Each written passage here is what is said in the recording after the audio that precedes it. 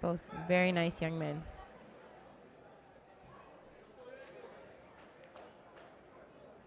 Well, the Canadian would do well to try and move his man around a little bit. I know it's harsh, but that's the game, isn't it? That is very harsh, Sheldon. Let's not have him just standing You're there. out for blood, huh? Yeah, go for it. If the guy's, not really mobile, then you want to move him around. Bit harsh for the Canadian. I mean, you could see that, Hecl didn't want to get too close, but Canadian wanted to get to grips. That had half a minute anyway, so 20 seconds is really harsh, but nice SI. Now a chance to work on the ground. And this move he's very good at. Yep, that's my favorite. But with two, I like the right hand on the other side. Oh yeah? And yeah, that would be. I can't seem to master that move. I'm a master at getting pinned with it. It's a little risky. Ask Ogata. Oh no. She's not talking to me. She did when she was a junior. I remember her parents. I met her parents and everything. Really? And then I saw her. I can't remember the last time I saw her. It was like, I'm not talking to you anymore. She seems very shy. Yeah, she got quite maybe intimidated, I suppose.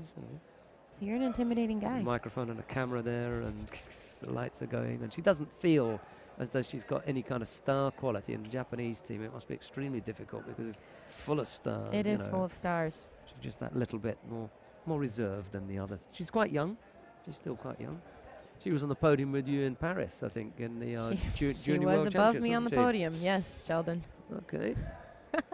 who else was there? That was my first encounter with Ogata. The three of you were there, the three musketeers. There's one missing from that. Who's the one who's not either around or whatever?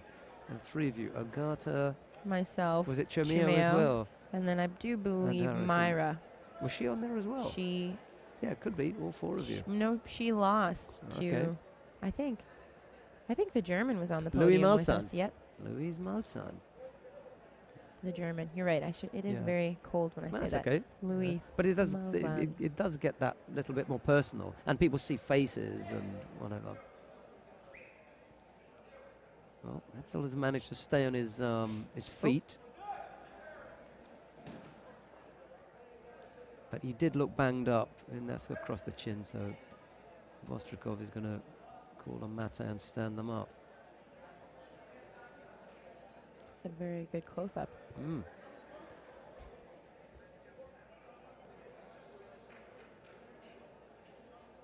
He's suffering, isn't he? Look. He seems to be in a bit of pain. Limping back to his spot. Another penalty given. Piling them up now. I think that's probably 14 for the day so far. When you add them all up. We don't count like that, Sheldon. No, but in tennis, I was just thinking in tennis, you go through a match and there's this column that says unforced errors, percentage and everything. So penalties. And we were talking about that yesterday, right? Then it says percentage of penalties, ones that you can't really avoid, and then unforced errors. And there are a few that I think come under that heading, wandering off the area. Nobody forced you out there, you've got to be clever. Right, Maybe there are a few that we should categorize unforced errors.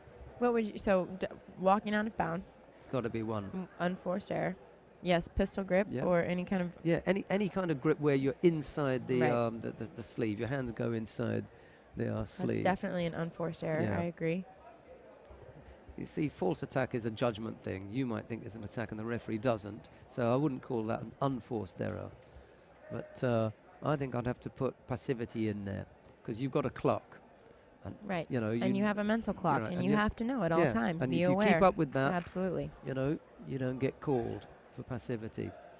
Can't remember who it was. And the clocks were working yesterday for Neto and Burmoy because it went 10 minutes without a penalty. That was an amazing. That was match. Epic. That was an amazing match. Epic battle. I was so sad that it ended with a penalty. I wanted it to. Well, there were a lot of people that felt that it shouldn't have ended. What did you think? I would have liked to seen it gone on a bit longer. Those girls wouldn't have. Yeah, no. Well, No, I think Neto they- looked okay with it. I She think probably they would turned have. enough.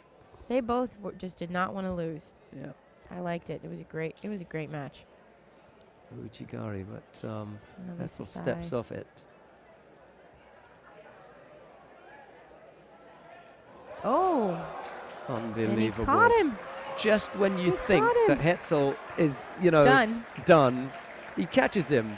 Never count him out. Sheykhislyamov goes over for Ippon.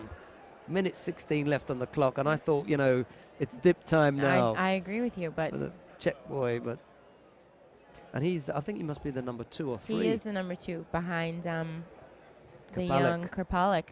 Lukasz Krpalek. It's funny because I was talking to someone earlier, and they were saying that he had been number 2 for so long behind who was there before Krpalek. I can't remember.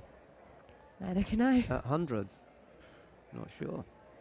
And so he had been number 2 for a long time, and then the gentleman ahead of him retired, and here he was thinking that it was his time, and Krpalek came on like nobody's business, just overnight it seemed.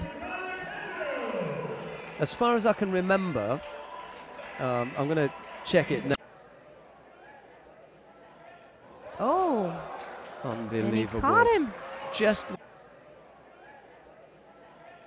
Oh, unbelievable. and he caught him. Just